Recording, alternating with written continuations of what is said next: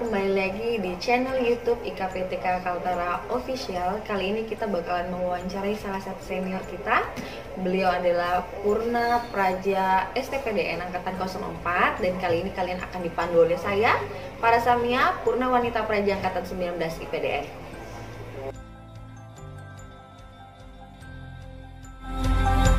Jadi yang kali ini bakalan kita wawancarai adalah Kepala Dinas Kependudukan dan Pencatatan Sipil Provinsi Kalimantan Utara.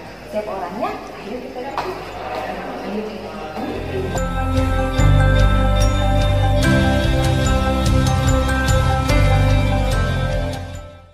Sama dengan senior kita, Kakak Dr. Andes Haji Sanusi MSI. Selamat pagi Kak. Pagi. Beliau selaku Kepala Dinas Kependudukan dan Pencatatan Sipil Provinsi Kalimantan Utara. Kami mau wawancarai beberapa hal Kak terkait pengalaman Kakak sejak masuk ke STPDN sampai dengan sekarang Kakak sudah menjabat sebagai Kepala Dinas Kependudukan dan Pencatatan Sipil. Hal pertama yang mau saya tanyakan, apa sih yang buat Kakak dulu tuh sampai ingin masuk STPDN? Namanya cerita panjang. Coba Ya. Kak cerita aja. Jadi gini, Dek. Dulu saya itu tidak tahu apa itu STPDN. Yang saya tahu adalah sekolah kedinasan di negara ini cuma satu, yaitu AKP. Ternyata sekolah kedinasan itu banyak.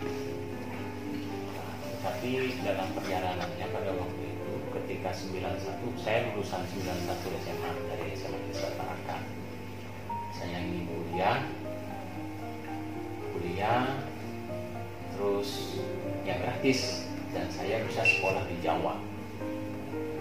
Nah, ketika saya kuliah itu pun setelah pengalaman saya kuliah setahun di Samarinda yang menurut saya ketika saya kuliah pada waktu itu tantangannya masih agak kurang bagi saya. Kemudian ketika saya sedang istirahat nonton TV pagi habis nyambung, nah, ternyata di TV waktu itu TPI, ada pengumuman penerimaan untuk Praja APDN STPDN pada waktu itu. Kemudian kebetulan saya tinggal juga di Samarinda pada waktu itu, ada juga seorang alumni dari APDN daerah Samarinda. Saya tanya, apa itu STPDN? Jawabannya sederhana. Kalau kamu masuk ke situ, itulah sekolah paling gratis di dunia. Kamu hanya modal honor dan modal yang lainnya itu sudah dikasih sama negara. Tambah penasaran, akhirnya saya ikut tes. Dan kebetulan ketika saya tes pada waktu itu adalah saya ternyata dari 10 data untuk Kalimantan Timur pada waktu itu, Kalimantan Utara masih bergabung Kalimantan Timur. Saya sana adalah satu-satunya lulusan dari IPS yang diterima pada waktu itu. Alhamdulillah saya ke sana. Intinya adalah pengalaman yang paling baik ketika itu adalah saya mencoba bagaimana saya bisa sekolah ikut membantu meringankan beban orang tua saya. Hingga saya mencari harus ada sekolah yang bisa semuanya bisa gratis untuk sehingga orang tua saya tidak terbebani dengan biaya kuliah. Karena ketika saya kuliah sempat setahun, saya melihat ternyata besar biaya yang dikeluarkan orang tua saya ketika saya kuliah. Apalagi waktu itu saya kuliah kedua dengan adik saya. Iya. Jadi intinya itu ingin meringankan beban, mencari sekolah yang gratis, yang lebih enak. Nah, tapi saya tidak tahu apa itu APDN, apa itu STPDN, saya tidak tahu. Iya. Jadi kan biasa itu Kak, kalau misalnya kita ketika oke lah sekolah yang gratis, kita cuma modal apa yang kita pakai aja kan Kak. Jadi otomatis itu kan pasti dulu waktu ketika Kakak seleksi mengikuti seleksi STPDN itu kan pasti peminatnya banyak. Iya. Maksudnya bagaimana, apakah Kakak pernah merasa kira-kira saya ini lulus kah atau tidak Kak gitu Kak? Adakah memang motivasi dari dalam diri memang pokoknya saya harus lulus gitu, Kak? Ya, pada waktu itu memang Kalimantan Timur, kita masih provinsi Kalimantan Timur waktu itu. Nah, pesertanya lumayan waktu itu. Tetapi untuk bisa mendapatkan nilai ijazah yang rata-rata 7, Ya. untuk Kalimantan Timur itu sangat sulit sekali loh. Jadi, dan kebetulan rata-rata 7 itu sangat sulit. IP yang rata-ratanya nilai waktu itu untuk NEM ya. NEM saja pada waktu itu yang rata-rata nilai ujian nasionalnya itu bisa di atas 6,5, sangat sulit sekali. Seingat saya pada waktu itu kami se-Kalimantan Timur, Kalimantan Utara masih bergabung di sana dulu, itu kami peserta ada yang mendaftar ada sekitar 80 orang Iya. se-Kalimantan Timur. Ya, jadi kita bisa bayangkan betapa sulitnya nilai yang jadi capaian untuk menjadi dasar di sana. Nah, itu akhirnya terus gimana perasaan saya? Ya saya daftar aja karena motivasi saya cuma cari sekolah gratis, orang tua tidak ada beban biaya, makanya saya daftar ke sana karena motivasinya seperti itu, ingin meringankan beban orang tua. Alhamdulillah pada waktu itu bisa diterima juga. Ya. 10 jatah ya saya yang ke 10-nya lah. Berarti dari semua tuh Kak lulusan IPA ya? Ya. Kakak satu-satunya Ya. yang IPS yang diterima. Oke Kak, nah setelah Kakak udah masuk diterima kan Kak, waktu itu kan otomatis kan kita nih belum tahu nih Kak bagaimana kampus, bagaimana situasi, gambaran pun kan tidak ada. Maksudnya zaman dulu tuh kan, kalau sekarang kan kita udah bisa lihat dari Instagram, YouTube, sudah terbuka lah Kak ibaratnya. Waktunya zaman dulu Kakak kan, mungkin Kakak juga tidak tahu apa sih itu STPDN, bagaimana kampusnya, bagaimana kehidupannya di sana, yang notabene-nya dari bangun tidur sampai tidur kembali itu diatur gitu kan. Nah jadi ketika Kakak pendidikan di sana selama 4 tahun ya Kak ya? 3 tahun ya, kata nomor 4. 3 tahun Kakak melakukan pendidikan di sana. Apa pengalaman yang paling berkesan menurut Kakak? Maksudnya yang memang sampai sekarang tuh membekas di hati. Senior yang memang betul-betul memberikan impact yang sampai sekarang itu Kakak masih ingat. Meskipun Kakak sudah menjabat sebagai seorang S2. Ya. Banyak hal-hal lucu sebenarnya, hal-hal lucu, kemudian hal-hal yang paling berkesan bagi saya ketika saya diterima sebagai pelajar. Yang pertama ketika saya datang ke kampus IPDN, sebutannya Kesatrian pada waktu itu. Saya tidak tahu apa itu STPDN itu seperti apa. Yang saya tahu ini sekolah gratis. Nah, ketika kami masuk, ternyata kampusnya tidak seperti sekarang udah ramai. Kalau dulu di sana masih sepi karena memang waktu itu angkatan saya STPDN pada waktu itu masih dalam tahap proses pembangunan gedung-gedung dan barang. Jadi kita masuk ke sana ya dengan tradisinya pada waktu itu dan bahkan dengan lugunya. Saya sempat menemui seorang senior kami waktu itu angkatan kedua yang saya tidak tahu, yang saya lihat orangnya hanya gagah begitu karena penampilannya ini, tapi kita tidak tahu apa tradisi yang ada di dalamnya. Tetapi banyak hal-hal positif yang saya terima di sana, di mana kita di sana banyak teman dengan segala macam ceritanya.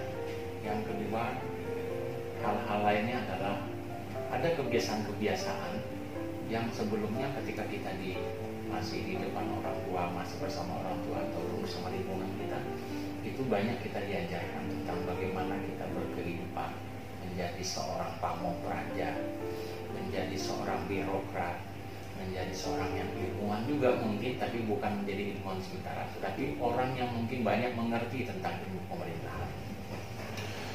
Dan itu kita alami, dan ada juga yang lebih hebat adalah bagaimana rasa korsa itu terbina.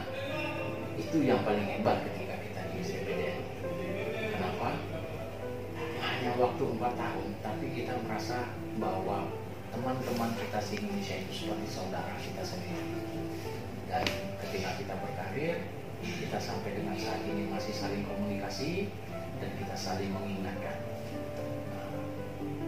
Dan di sana juga saya banyak belajar bahwa ternyata ketika kita lahir, kita boleh sama-sama dilahirkan.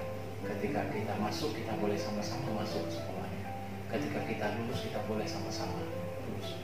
Tetapi setiap orang sudah punya garis nasib sendiri, punya rezeki sendiri. Dan alhamdulillah dari 800-an sekian angkatan saya 04 itu, saya mungkin orang yang termasuk bernasib baik di antara teman-teman saya, karena dalam promosinya saya di antara depan. Bahkan ketika saya menjadi Kabadkes Bangpo Provinsi, ada senior saya yang pada waktu itu adalah senior tingkat 3, saya masih tingkat 1. Ternyata dia masih menduduki jabatan eselon yang ya masih di bawah saya, dia masih pada level eselon 3.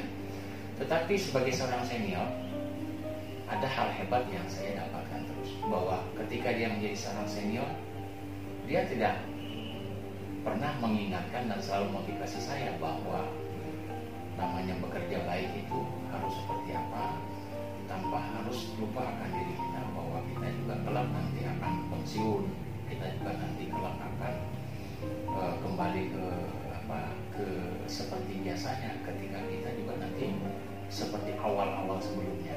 Nah, itu yang hebat menurut saya. Ya, cerita-cerita lucu kalau menurut saya banyak lah diantaranya. Salah satunya mungkin kalau menurut saya baru pertama kali diperkenalkan bagaimana cara makan daging atau ayam goreng itu harus menggunakan sendok dengan garpu. Ya. Itu adalah hal yang hebat menurut saya, yang tidak pernah diajarkan di rumah saya. Saya biasa makan pakai sendok, tetapi ketika harus makan daging ataupun yang lain itu dengan menggunakan garpu dan sendok, itu belum pernah. Dan itu kita sebagai orang Kalimantan adalah hal yang baru. Jadi biasanya pakai tangan gitu kayak. Biasanya makan kita pakai tangan. Walaupun saya sampai dengan sekarang begitu selesai saya masih makan pakai tangan. Makan pakai tangan, tetapi kalau memang nuansanya harus makan pakai garpu dan sendok ya kita bisa menyesuaikan. Jadi itu ya Kak, memang pengalaman yang sampai dengan detik ini masih Kakak pegang. Maksudnya ketika Kakak baik seorang peserta didik ataupun sekarang ketika sudah menjabat sebagai kepala dinas, dalam hal ini yang memang harus menjadi contoh untuk banyak orang, dan akhirnya memang itu terbawa ya Kak, dari ketika pendidikan dan sampai dengan detik ini pun bisa menjadi sosok yang bisa, maksudnya ketika apa yang kita dapatkan ketika kita pendidikan, kita bisa lanjutkan itu ke orang lain di sekitar kita. Ya, dan kita harus berusaha untuk menjadi contoh, walaupun kadang-kadang itu pahit juga sama diri kita, tetapi ketika kita memberikan contoh, banyak hal yang saya dapat karena kebetulan saya mungkin salah satu dari Pamong Praja dan lulusan 95 yang mungkin nasibnya mungkin saya punya pengalaman bagaimana kita dididik dalam bentuk dengan keras itu bukan kasar. Banyak orang salah mengartikan ketika orang dididik keras itu kasar. Tidak, keras itu tidak kasar, karena keras itu adalah bagaimana cara kita bisa menanamkan disiplin, sehingga kadang-kadang ada hal-hal yang keras, tegas. Nah, itu bisa sampaikan. Ketika saya turun di lapangan, saya tahun 2003 sudah melaksanakan tugas sebagai camat. Nah, sementara teman-teman yang lain belum. Saya sudah dipercayakan. Dan kebetulan yang kita hadapi di lapangan ini kan mulai orang yang punya sekolah sampai orang yang tidak punya sekolah. Nah, kompleks lah ya. Kompleks. Dan ternyata mungkin itu salah satu hikmah yang saya dapat ketika saya dididik dengan keras, tegas. Saya mampu menghadapi mereka tanpa harus saya keras dan kasar kepada mereka. Artinya kita bisa melihat mereka, dan memang kita diajarkan di sana sebagai pamong. Kapan harus kita bisa keras, tapi kapan kita harus bisa menjadi lunak sama orang, dan kapan kita harus bisa merangkul orang, sehingga orang pun tidak merasa bahwa dia adalah orang yang merasa kalah, dan orang pun yang kita hadapi tidak merasa bahwa dia juga tidak merasa sebagai orang yang mengalahkan. Artinya bagaimana pencapaian tujuan yang kita inginkan itu bisa kita dapatkan, dan semua orang bisa senang dengan apa yang kita laksanakan. Intinya kalau kita melihat, ternyata sekolah di STPDN itu adalah sekolah yang mengajarkan kita menjadi bijak dalam menghadapi sesuatu, menjadi bijak dalam memutuskan sesuatu, menjadi bijak dalam melaksanakan sesuatu, dan menjadi bijak ketika kita harus menerima sesuatu. Itulah di sana kata kuncinya. Dan memang persoalan suka duka ketika kita di sini, tapi perasaan saya lebih banyak sukanya. Kenapa? Karena sekolah di sana kan hanya modal kolor aja gitu. Kita datang, kita bisa sekolah, mulai tidur sampai bangun, tidur, semuanya serba diatur dengan aktivitasnya yang menurut saya itu menyenangkan bagi kita yang lagi masih masa-masa muda dan masa-masa belajar. Dan dosen-dosen kita juga kalau menurut saya adalah dosen-dosen yang tidak kaleng-kaleng. Artinya dosen kita itu orang yang punya banyak pengalaman di lapangan juga secara keilmuan. Itu untungnya kita. Kalau kita di perguruan tinggi biasa, banyak orang pandai, tapi dia tidak punya pengalaman. Tapi kalau kita di STPDN, di PDN, mereka ilmuannya dapat, pengalamannya juga dapat. Artinya memang wajar kalau dosen, pengasuh kita, pelatih kita itu adalah orang-orang yang memang dari sisi kualitasnya, dari sisi kapabilitasnya, dari sisi kemampuan semuanya itu memang tidak bisa dianggap sembarangan. Walaupun mereka masih muda, tapi tidak diragukan untuk menjadi seorang orang yang menolong kita, memberikan pengetahuan kepada kita. Berarti kakak sepakat ya, setiap lulusan dari PDN, STPDN atau PDN ada gelar yang melekat bagi kita kan. Jadi banyak yang bilang bahwa anak-anak STPDN, IPDN, dan APDN adalah spesialis generalis. Maksudnya mereka tahu sedikit-sedikit, tapi mereka mengetahui lebih sedikit itu dari banyak hal. Meskipun tidak terlalu spesialis, tapi mereka cukup paham apapun yang diberikan, entah kasus apapun atau ditempatkan dimanapun, mereka. Jadi kemampuannya khusus mengetahui sangat banyak sekali. Ya. Tetapi banyak mengetahui, tapi sedikit-sedikit. Ya. Bahasa sederhananya orangnya tidak kuper. Alumni IPDN, alumni STPDN itu orangnya tidak kuper dan dia tahu orang cerita ini nyambung, Makanya kita tidak heran sekarang banyak alumni STPDN, IPDN, itu sekarang itu bukan hanya mereka sebagai hanya level di bagian pemerintahan, di biro pemerintahan, atau terkait dengan masalah pemerintahan umum saja. Sampai hal-hal yang teknis pun mereka bisa. Ada yang menjadi kepala dinas kesehatan, ada yang menjadi kepala dinas pendidikan, ada yang menjadi kepala dinas pertanian. Itu kalau menurut saya adalah hal-hal yang sifatnya harusnya orang-orang teknis yang turun. Tetapi faktanya karena mereka juga banyak pengetahuannya tentang itu dan mungkin dalam proses belajar di lapangan, sehingga dalam proses karirnya mereka juga akhirnya bisa menyesuaikan dengan keadaan. Nah, inilah hebatnya alumni PDN, alumni STPDN, alumni IP, alumni IPDN. Dan sampai dengan saat ini ada satu kelebihan yang kalau menurut saya itu tidak dimiliki oleh alumni lain. Ada. Apa itu, Kak? Nah, karena kemampuan itu ada di antara kita itu adalah yakni loyalitas.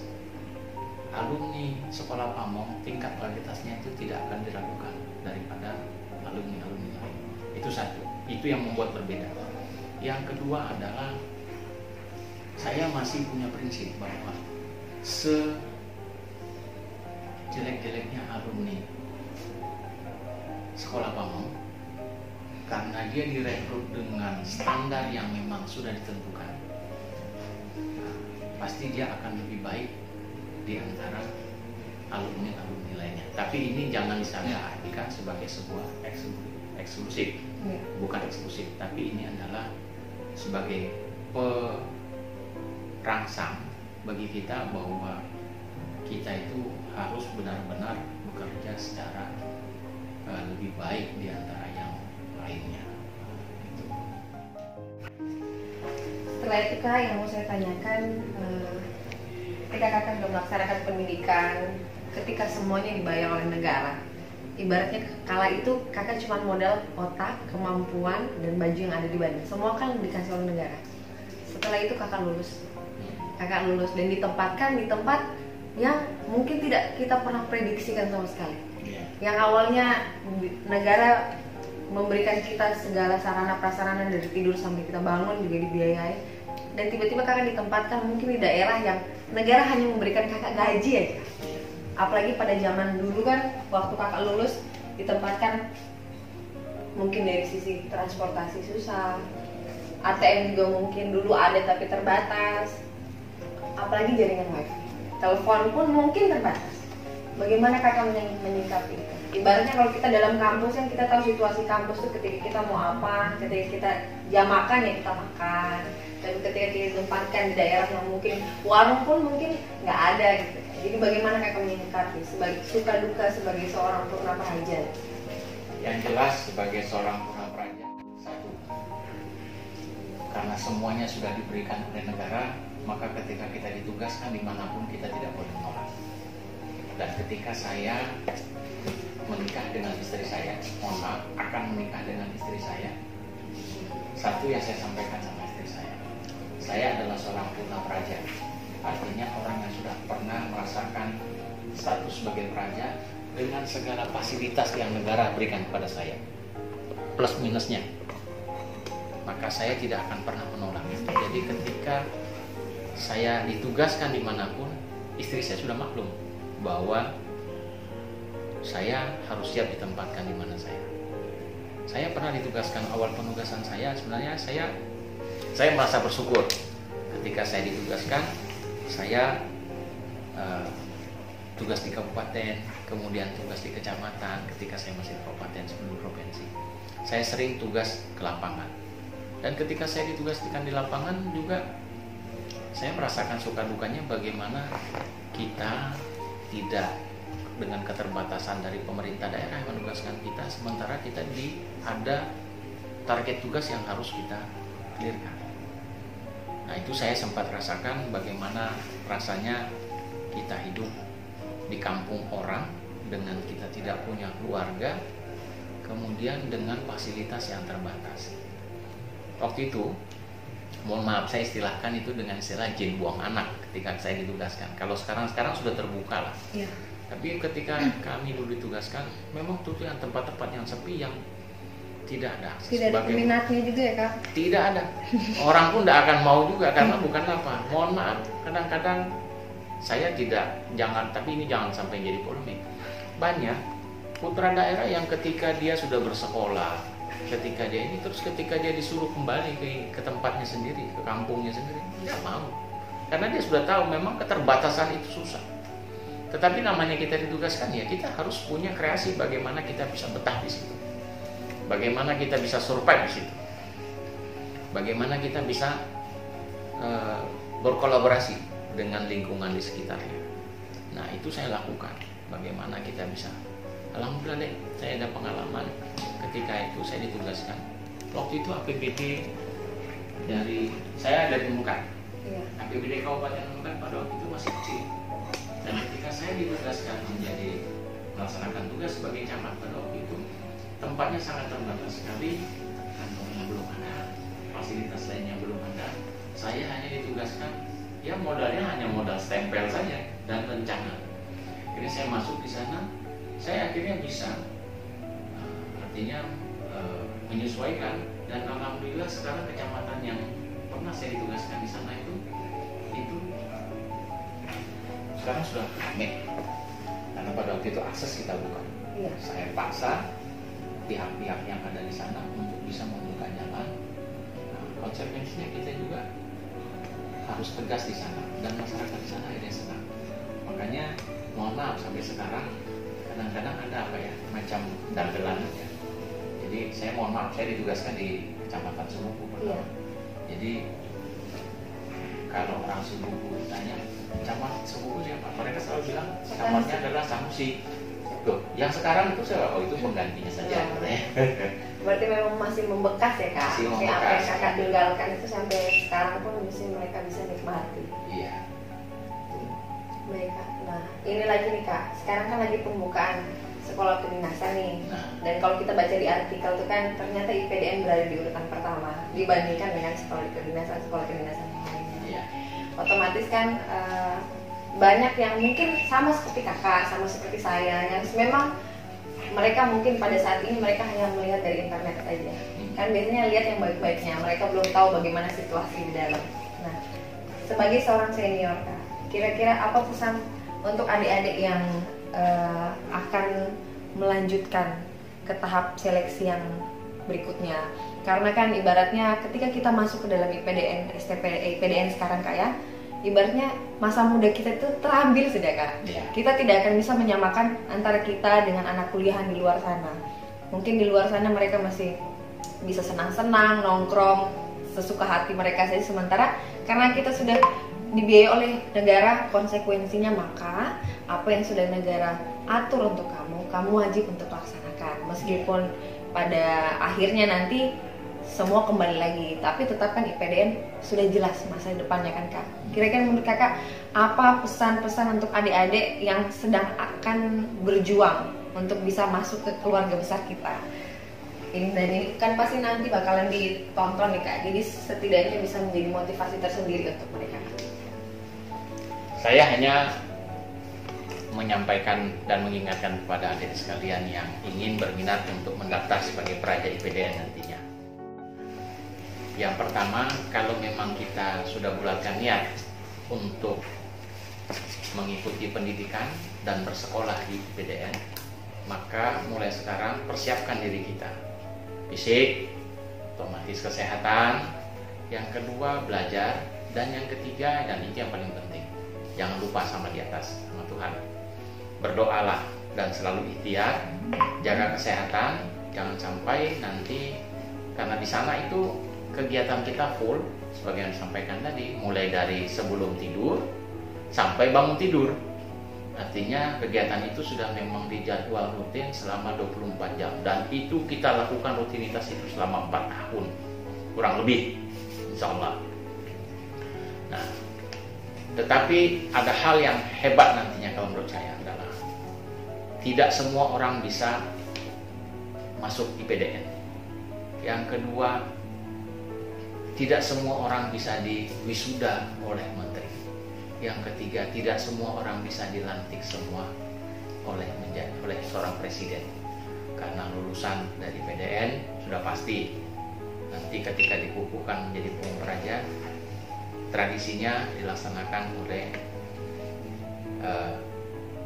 kepala negara. Kemudian ketika diwisuda juga oleh seorang menteri yang mulia. Jadi intinya seperti itu, jangan putus asa, selalu berniat dan memang betul-betul konsentrasi, belajar, karena nanti tesnya juga bukan hanya tes dari sisi akademik juga, tapi termasuk dari sisi kesehatan dan mungkin juga nanti dari sisi yang lainnya juga ada psikotesnya. Jadi belajar dan siapkan diri, ketika nanti sudah menjadi seorang peraja, maka ikuti semua aturan yang ada. Kalau kita mau senang, ikuti aturan yang ada. Ikuti aturan yang ada, jadi tidak ada lagi kata balelo. Tadi kan sudah sampai. Baik, luar biasa sekali pengalaman yang telah di-sharing oleh Kak Sanusi kepada kita semua. Terima kasih Kak atas semua pengalaman yang sudah Kakak sampaikan. Saya rasa ini adalah hal yang sangat berharga yang tidak mungkin bisa kita dapatkan pada sembarang orang. Dan saya selaku junior Kakak juga bisa memaknai semua hal yang saya dapatkan demi masa depan kita ke depannya, dan otomatis juga ini bisa menjadi motivasi tersendiri untuk adik-adik yang akan melaksanakan tes IPDN. Terima kasih Kak, semoga Kakak sehat selalu dan tetap bisa menginspirasi bagi